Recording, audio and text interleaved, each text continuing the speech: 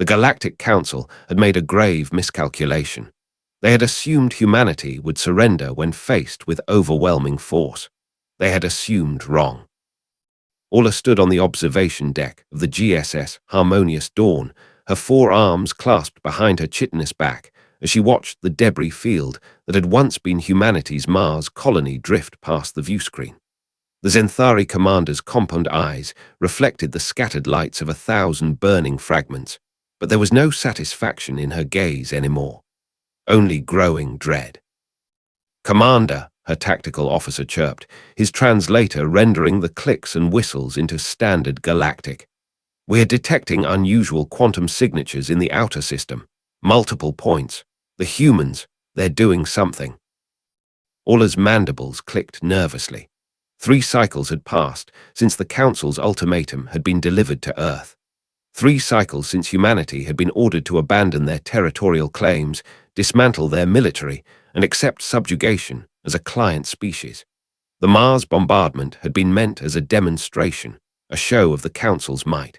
7 billion souls had called that terraformed world home. The humans had not responded with words. "Show me," Orla commanded. The viewscreen shifted, displaying tactical data from across the Sol system. Her main heart skipped a beat. 47 points of quantum distortion, each one growing in intensity. She had seen this signature before in the classified archives. It was a theoretical weapon, one the Council had deemed impossible to construct. Humanity had built it anyway. "Get me a channel to the Council fleet," Orla said, her voice steady despite the fear creeping through her nervous system. "Emergency priority." But it was already too late. On Earth, Alexander Chen stood in the command center, buried 3 kilometers beneath the Himalayas. The last time sunlight had touched his face was 14 days ago, before the shields went up, before the world had transformed into a fortress. Around him, holographic displays showed the positions of every Council ship in the solar system. 237 vessels, representing 12 species, all converging on humanity's homeworld. "Quantum Lance arrays are at full charge," reported his second-in-command, her face illuminated by the blue glow of the tactical display. "All 47 platforms ready to fire on your mark." Alexander's jaw tightened. He was 36 years old, a career officer who had expected to spend his life managing border disputes and asteroid mining conflicts. Instead, he had become the man who would either save humanity or ensure its complete annihilation. The quantum lance wasn't just a weapon. It was a violation of physics itself, a technology that humanity had developed in secret over a century of research. It manipulated the quantum foam underlying reality, creating cascading failures in spacetime. When fired, it didn't just destroy ships, it erased them from causality, as if they had never existed at all. The Council had killed 7 billion people on Mars. They had demanded Earth's surrender. Humanity's answer would be written in the fabric of reality itself. "Fire," Alexander said quietly. Across the solar system, 47 platforms activated simultaneously. The effect was instantaneous. Council ships simply ceased to be. No explosions, no debris, no last transmissions. One moment, the largest armada in galactic history hung in the void. The next, there was only empty space, and the confused scanner reports of the few ships far enough away to escape the effect. Orla felt the harmonious dawn lurch as the quantum distortions rippled through spacetime. Half her fleet was gone, simply gone. Her sensors showed nothing, as if those ships had been mathematical errors that the universe had corrected. "Retreat," she screamed. "All ships, emergency jump to." The second wave hit. This time, humanity wasn't targeting ships. The quantum lances fired on the Council's relay stations, the subspace communication nodes that connected the galactic civilization. Each node vanished, taking with it the ability to coordinate, to call for help, to warn the rest of the galaxy. In less than 3 minutes, humanity had severed the Council's ability to communicate across interstellar distances. Then they went on the offensive. The human fleet that emerged from Earth's shadow was unlike anything the galaxy had seen. Sleek black vessels, their hulls composed of programmable matter that shifted and reconfigured based on tactical needs.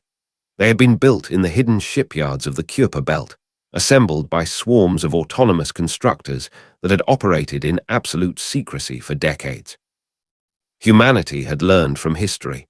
They had studied every species they encountered, catalogued every weakness, mapped every strategic asset. While the Council had grown complacent in their dominance, humans had prepared for war. Alexander watched the tactical display as human ships tore through what remained of the Council fleet. They fought with a ferocity that shocked even him, despite having planned this campaign. Every human combatant knew what the Council had done to Mars. Every one of them had lost someone in the bombardment. "Sir," his communications officer called out, "we're receiving surrender requests from multiple Council vessels." "Deny them," Alexander replied, his voice cold. "No prisoners, no survivors. They wanted to make an example of us. We'll make one of them." The officer hesitated, her face troubled, but she obeyed.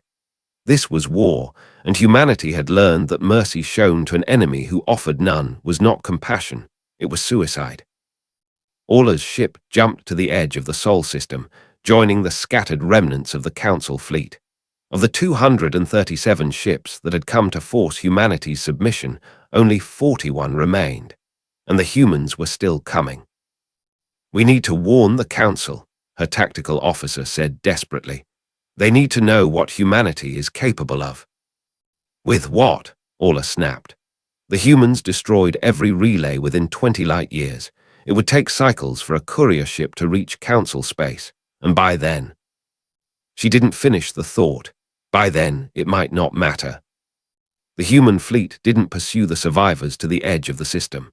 Instead, they stopped, holding position around Earth like a crown of deadly thorns. A single transmission reached Orla's ship, audio only, in perfect galactic standard. "This is Commander Alexander Chen of the Terran Defense Force. You came to our home. You murdered our people. You demanded our subjugation. This is our response." A pause, and then the human continued. "Return to the Council. Tell them what happened here. Tell them that humanity will not be threatened, will not be conquered, will not bow. Tell them that if they send another fleet, we will not stop at defending our system. We will bring this war to every Council world. We will burn your cities. We will glass your planets. We will make you understand the price of threatening Earth." Another pause. "You have 12 hours to leave this system. Any ship remaining after that deadline will be destroyed. This is your only warning." The transmission ended. In the command center, Alexander slumped in his chair as the adrenaline finally began to fade. Around him, his staff celebrated, but he couldn't share their joy. He had won, yes. He had saved Earth, but at what cost? "Sir," his second-in-command approached carefully. The Quantum Lance platforms, the energy expenditure was enormous. The calculations were, it's changing the rotation of several planets. Jupiter's orbit has shifted by 0.003 degrees. We may have destabilized.